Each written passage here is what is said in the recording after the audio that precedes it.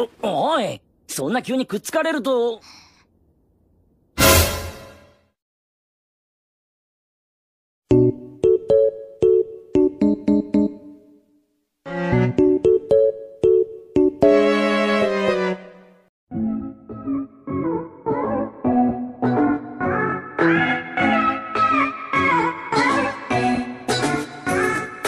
Halo semua, kembali lagi bersama dengan gue Patrick. Selamat datang di Nan Films Indonesia bagian animation, dimana kalau gue yang ngerangkum berarti film yang dibahas adalah seputaran anime ataupun animation, baik dari genre komedi, action, romance, atau bahkan hentai kayaknya. So, oke, gimana nih kabarnya? Kalian baik-baik aja kan? Dan seperti biasa agar kalian menggunakan headset dulu serta tidak berada di zona merah, yaitu dekat orang tua. Karena jika ada suara-suara keramat yang kurang enak untuk didengar, tidak membuat kalian digaplak, di smackdown, atau bahkan diusir dari rumah. Oke, di sini gue akan ngerangkum sebuah anime movie yang cukup terkenal di kalangan para wibu otaku Indonesia, yang berjudul Konosubarashi Sekai ni Shukufuku wo Kurenai Densetsu, atau dalam bahasa Inggrisnya God Blessing on This Wonderful World, Legend of Crimson. Anjing, panjang kali judulnya, makanya disingkat Konosuba. Film ini dirilis pada tahun 2019 dan disutradarai oleh Takaomi Kanazaki Sensei. Oke, langsung saja tanpa banyak basa-basi, kita ke alur ceritanya. Yosha.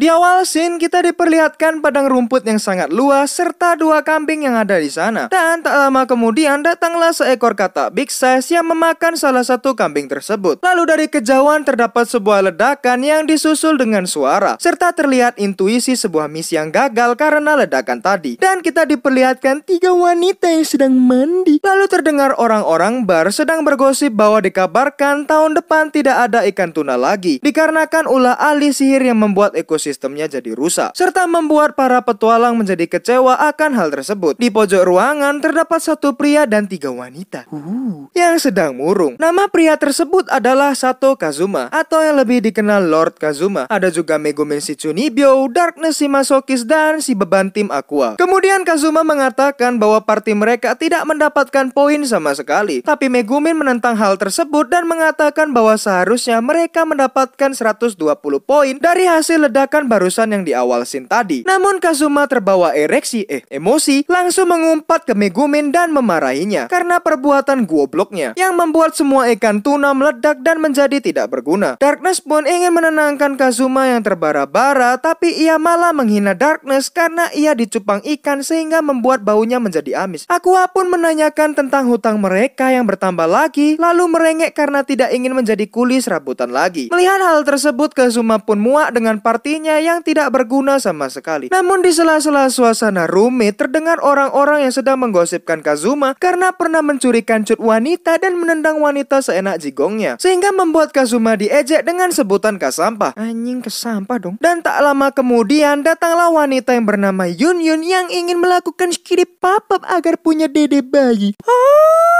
Sehingga Kazuma dengan tingkat kesangniannya yang sangat tinggi sudah pasti hayu. Dan film Konosuba The Movie pun dimulai. Scene berpindah ke mansion milik Kazuma and the gang. Kazuma pun berbincang dengan Yun Yun mengenai perkataan Yun Yun tadi mengenai skiri pop-up. Kazuma yang hayu pun menjelaskan tentang keinginannya bahwa ia ingin memiliki anak perempuan dulu. Namun Yun Yun menginginkan anak laki-laki, yang membuat Kazuma heran mengetahui Yun Yun yang sangat belak-belakan. Di tengah-tengah perbincangan datanglah Megumin dan Darkness yang mencoba untuk menyadarkan Yun Yun. Namun karena kekhawatiran Yun Yun tentang Raja Iblis membuat Megumin tersentak. Lalu Kazuma pun menenangkan Yun Yun dengan cara yang intinya Kazuma sang nih. Mendengar Kazuma yang menenangkan Yun Yun dengan cara yang goblok membuat Darkness dan Megumin mengejek Kazuma karena ogah-ogahan diajak misi pembasmian, sehingga Kazuma dibuat jengkel dan mengomeli serta balik mengejek mereka. Yun Yun yang melihat pertengkaran mereka berkata bahwa desa setan merah akan hancur, yang membuat suasana menjadi senyap. Setelah itu mereka pun membaca surat dari ayahnya Yun Yun mengenai hal suram tentang kematian ayahnya dan kekalahan desa setan merah. Namun di keadaan yang suram itu terdapat sebuah harapan yang dimana Yun Yun adalah satu-satunya kaum setan merah yang akan bertemu dengan seorang pria yang ciri-cirinya seperti Kazuma. Dan seiring dengan waktu, putra yang lahir dari mereka berdua akan berkelana dan membalaskan dendam kaumnya untuk mengalahkan Raja Iblis. Mendengar hal tersebut, Kazuma pun tercengang. Namun Aqua tidak terima karena mereka harus menunggu lama, serta protes protes kepada Kazuma yang membuat dirinya seperti memaksa seorang balita berhadapan dengan Raja Iblis. Namun di sela-sela lipatan kertas ada sebuah tulisan. Megumin pun membacanya dan ternyata surat itu ditulis oleh Arue, teman sekelas mereka, dan hanya seorang penulis. Mengetahui hal tersebut, Yunyun langsung mengambil kertasnya serta melemparnya ke lantai sehingga Kazuma dibuat bingung. Tapi ia tetap membuka celananya untuk bersiap-siap membuat dede bayi. Megumin pun merasa bahwa cerita tersebut ada benarnya karena Iblis Merah sudah lama bermusuhan dengan pasukan Raja Iblis. Kemudian,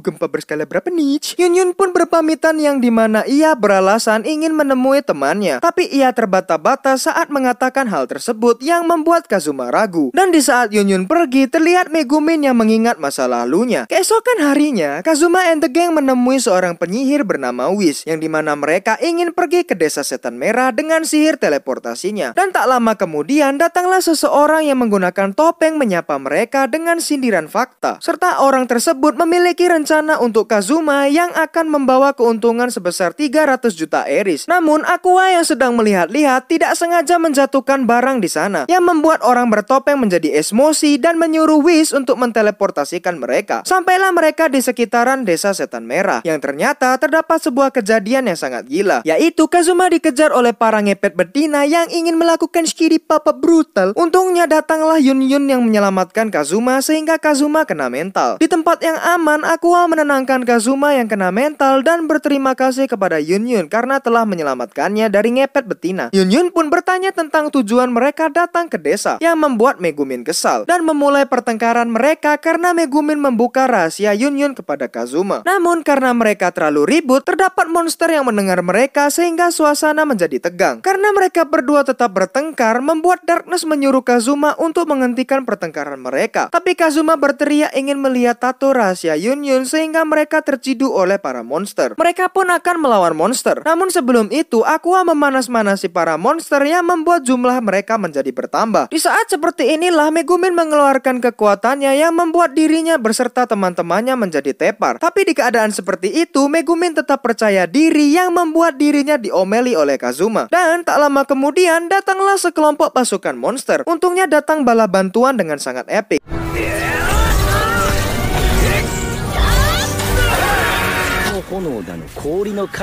Selesai dengan semua itu, mereka pun memperkenalkan diri mereka masing-masing dengan jargon mereka, serta dibalas oleh Kazuma yang membuat mereka terkejut karena orang luar bisa membalas salam mereka. Sampailah mereka di desa setan merah dan bertemu dengan ayah Yunyun, yang ternyata ayahnya masih hidup. Ayahnya berkata bahwa pembukaan surat itu adalah salam pembuka khas setan merah. Mendengar hal tersebut, Kazuma yang kesal pun meminta izin kepada Yunyun untuk me-one punch kan ayahnya, yang dipersilahkan oleh Yunyun sendiri. Mereka pun bertanya tentang pasukan Raja Iblis yang akan datang ke desa. Namun ternyata pasukan Raja Iblis sudah datang ke sana, sehingga membuat Kazuma dan Darkness terkejut karena jumlah pasukan itu sekitar banyaklah pokoknya. Pertempuran pun terjadi, yang dimana pasukan setan merah sangat unggul pada pertempuran tersebut, sehingga membuat bulu jembut Kazuma merinding dan ketakutan melihat kekuatan yang sangat dahsyat. Ketika di perjalanan pulang, Aqua menunjuk ke arah sebuah gubuk dan mengira itu adalah kandang jaran yang sebenarnya itu adalah rumah Megumin. Sesampainya mereka di depan rumah, mereka disambut oleh adik kecil Megumin yang berteriak mengatakan bahwa Megumin mengajak seorang laki-laki pulang, sehingga membuat suasana sedikit tegang. Apanya yang tegang? Kazuma pun bertemu dengan orang tua Megumin dengan sangat canggung. Namun Megumin yang sebagai pencair keadaan malah tertidur pulas, sehingga membuat Kazuma kesal dengannya. Interogasi pun berlangsung, yang dimana Kazuma mengatakan bahwa dirinya adalah teman Megumin. Mendengar hal tersebut, ayah Megumin dibuat ngamuk. Untungnya ibu Megumin berhasil menenangkan ayahnya. Keadaan pun kembali menjadi tenang. Dan di saat Kazuma memberikan sebuah kotak berisi makanan, seketika ayah dan ibu Megumin rebutan untuk mengambilnya, dan kembali membuat keadaan semakin tegang. Agar tidak rebutan, Kazuma pun memberikan semua makanan yang dibawanya, sehingga membuat orang tua Megumin menjadi baik dan menyambut mereka dengan suka duka. Ketika suasana kembali membaik, ibu Megumin menyuruh agar hutang Kazuma dilunaskan terlebih dahulu, baru ia diperbolehkan melamar Megumin. Mendengar hal tersebut, Kazuma pun terjumpscare dan menegaskan bahwa mereka cuma teman. Namun hal itu berbeda dengan isi surat yang Megumin buat mengenai semua kesuraman dan kesangnian dari Kazuma. Karena rahasia kesangniannya terbongkar, Kazuma pun meminta maaf sambil menggosok-gosokkan kepalanya ke lantai. Akan tetapi ia tetap dianggap teman berharga yang membuat Kazuma sedikit senang. Ibu Megumin pun meminta maaf karena tidak dapat membantu apa-apa untuk Kazuma beserta partinya. Namun Kazuma tidak mengkhawatirkan hal tersebut karena ia mendapatkan omset yang lumayan nantinya. Di saat ayah Megumin menanyakan omset yang akan didapatkan oleh Kazuma, orang tua Megumin terkejut karena mengetahui omset yang akan didapatkan adalah senilai 300 juta eris. Sehingga orang tua Megumin langsung auto mengizinkan Kazuma menginap di sana. Malamnya Kazuma pun mandi di sebuah air hangat. Selesai mandi, Kazuma melihat orang-orang yang sudah tertidur yang ternyata ditidurkan oleh ibu Megumin menggunakan sihirnya. Kemudian ibu Megumi pun meminta bantuan kepada Kazuma untuk memindahkan mereka yang telah tertidur. Yang berakhir Kazuma dikunci bersama Megumin di sebuah kamar dan di sanalah pemikiran yang amat rumit dari Kazuma pun berlangsung akan tidur barengan yang akhirnya itu terjadi. Karena kesangnian yang tidak tertahankan lagi, Kazuma ingin mencipok Megumin, namun sayangnya Megumin sudah terbangun serta melihat ekspresi Kazuma yang sangat bangsat yang mengatakan Ohayo gozaimasu atau yang artinya selamat pagi. Mereka pun berbincang yang dimana saat Megumin meyakinkan bahwa Kazuma tidak akan melakukan apa-apa. Namun Kazuma yang shangninya tidak tertolong mengeluarkan semua unek-uneknya bahwa mana mungkin ia tidak akan ngapa-ngapain dengan Megumin. Sontak Megumin kabur dari sana melalui jendela.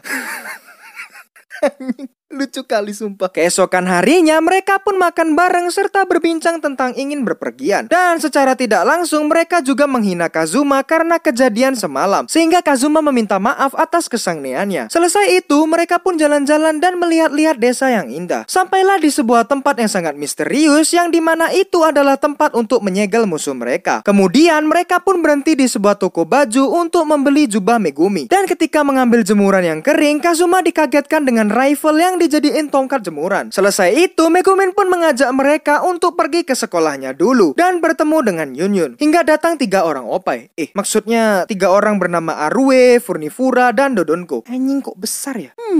Mereka memperkenalkan diri dan sekaligus diejek oleh kawan-kawan. Hingga mereka mengatakan bahwa Kazuma serta kawan-kawan adalah anggota party Yunyun. Yang sebenarnya Yunyun adalah cewek paling ngenes di masa lalunya. Ketika di perjalanan pulang, Kazuma pun kepikiran tentang Yunyun. Lalu Megumin pun bercerita bahwa di saat adik Megumin dalam bahaya, Yunyunlah yang telah menyelamatkan adiknya dengan mengorbankan dirinya mengambil sihir menengah. Dan jadilah Yunyun yang sekarang. Namun dari kejauhan terdapat sebuah ledakan yang dimana itu adalah seorang jenderal Raja Iblis with big size dengan pasukannya yang sedang berhadapan dengan Darkness. Dan di saat Kazuma datang bersama dengan para penduduk, ia mengancam musuhnya dengan mengatakan bahwa partinya lah yang mengalahkan para jenderal iblis lainnya. Namun di saat jenderal Raja Iblis with big size menanyakan nama Kazuma, Kazuma dengan kekhawatiran yang ekstrim disertai keringat dingin membuat Kazuma memalsukan namanya dengan mengganti nama seorang pahlawan berpedang sakti bernama Mitsurugi Kyoya. Sehingga pasukan mereka pergi dari sana yang diiringi dengan ledakan dari sihir para warga setan merah. Malamnya seperti biasa Kazuma dikurung oleh ibu Megumin bersama dengan Megumin. Namun di saat Megumin terbangun, ia terkejut karena melihat Kazuma yang memegangi tangannya dengan sangat penuh hasrat dan juga pasti sangat shangni, sehingga membuat Megumin jijik. Aku pun juga jijik. Tapi itu hanyalah pikiran Megumin saja. Lalu Kazuma pun meminta Megumin untuk berterima kasih karena telah membantu hari-harinya. Megumin pun berterima kasih dan mereka saling berterima kasih. Sehingga Megumin tersadar dengan ruangannya yang berubah menjadi dingin, yang ternyata berasal dari sihir es Kazuma untuk membekukan jendela kamar agar Megumin tidak bisa kabur. Karena panik dan dahlah, ia pun akhirnya tidur bareng. Namun karena Kazuma ngebet ingin dipeluk, Megumin pun memeluk Kazuma. Sampai-sampai fantasi Kazuma diuji untuk menuju tahap yang lebih, yaitu Shikiri Papa. Namun sayangnya peringatan desa kembali berbunyi karena datangnya pasukan Raja Iblis. Sontak gagalnya Kazuma melakukan Shikiri Papa bersama Megumin, alhasil melampiaskan emosinya kepada General with big size. Namun di saat Kazuma menyerang General with big size, Kazuma sama sekali tidak memberikan sedikit damage. Dan di saat kawan-kawannya datang, Kazuma disandra oleh General with big size dengan cara menahannya di lempitan Tei-Tei yang membuat Kazuma tidak bisa, atau lebih tepatnya memang tidak ingin berkutik dari sana karena kelembutan yang sangat hakiki. Aqua pun menyerang General with big size, tapi serangannya tidak mempan karena ia bukan iblis murni. Dan akhirnya General with big size memperkenalkan dirinya, yaitu Sylvia. Dan Sylvia merupakan merupakan seorang ketua biro pengembangan monster serta telah memodif tubuhnya. Lalu di saat Sylvia ingin menyandra Kazuma lagi, Kazuma malah menyerahkan dirinya sendiri. Melihat hal tersebut, Darkness pun ingin mencoba menolong Kazuma. Namun ia malah diomeli dan mengatakan Darkness memiliki keunggulan dari kebohaian tubuhnya. Setelah mengomel, Kazuma pun ditenangkan oleh Sylvia. Tapi ketika Sylvia menunjukkan sisi aslinya yang ternyata adalah Mas Fata atau cowok, Kazuma tiba-tiba merasakan ada sesuatu yang menusuk bokongnya, yang ternyata itu adalah titik Sylvia yang tidak tereksploitasi.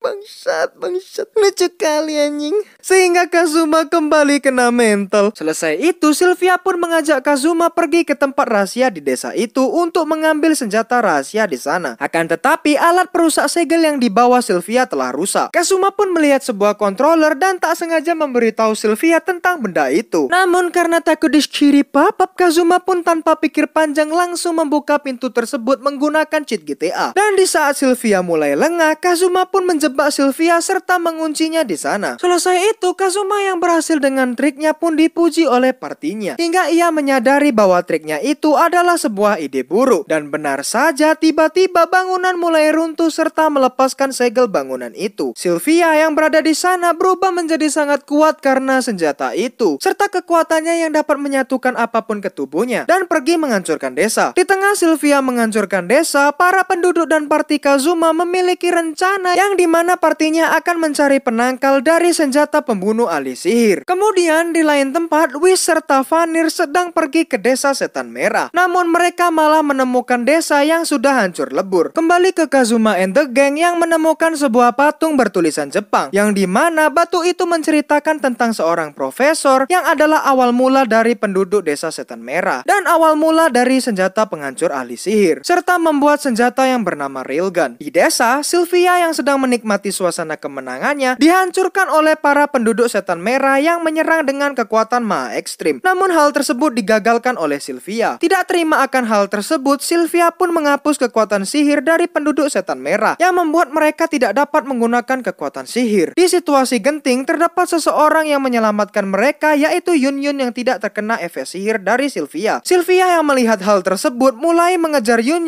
namun dari kejauhan. Kazuma sedang bersiap-siap untuk menembak Sylvia dengan railgun. Namun ketika ingin menembak, railgun itu tidak mengeluarkan kekuatan sama sekali, malah hanya mengeluarkan kentut. Hingga di saat Megumin turun tangan, tiba-tiba kekuatannya terserap ke dalam railgun yang membuat railgun itu memiliki kekuatan full. Di saat Kazuma ingin menembaknya dengan jargonnya, Komeko yaitu adik Megumin menembakkannya duluan, sehingga kejadiannya tidak epik lagi.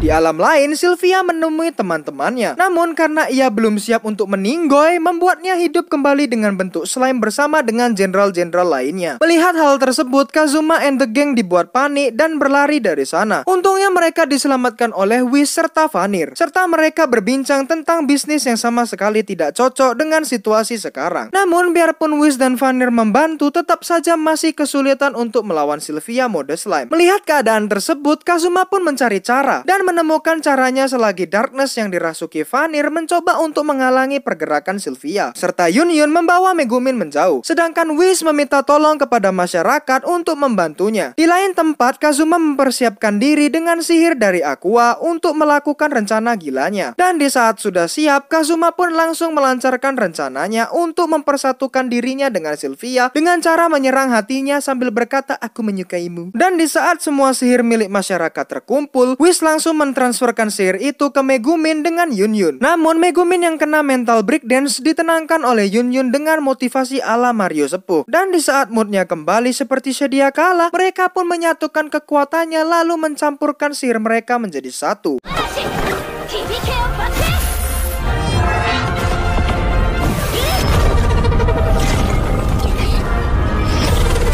Di saat Sylvia menangkis serangan tersebut, di saat itulah rencana Lord Kazuma dimulai dengan cara mengalihkan perhatiannya untuk membuka pelindung Sylvia. Akhirnya pelindung berhasil ditembus sehingga membuat Kazuma dan Sylvia mendapatkan tembakan telak di dadanya, lalu lenyap dari muka bumi. Selesai dengan semua kekacauan tersebut, Kazuma yang tewas bersama dengan Sylvia dihidupkan kembali walaupun dengan bagian tubuh yang sangat minim. Dan di saat kembali ke kota, ia pun disambut oleh para petualang di sana. Scene berpindah di saat piknik party. Megumin meminta maaf lalu meminta tolong kepada Kazuma untuk menekan tombol mempelajari sihir lanjutan, yang dimana Megumin berniat untuk menyegel sihir ledakannya dan menjadi penyihir penguasa sihir tingkat lanjut. Namun Kazuma yang entah berpikir apa dengan tampang datarnya memilih untuk mengupgrade sihir ledakan milik Megumin dan menyuruh Megumin untuk mempraktekannya. Dan benar saja, saat Megumin mencoba sihir itu, ia dibuat terkejut karena aura serta ledakan dari sihirnya sangat berbeda dan sangat besar sehingga menembus atmosfer. Wanjir. Lalu terlihat asap peledakan berbentuk hati yang dinilai Kazuma dengan nilai 120 poin. Dan film Konosuba Kurenai Densetsu pun selesai.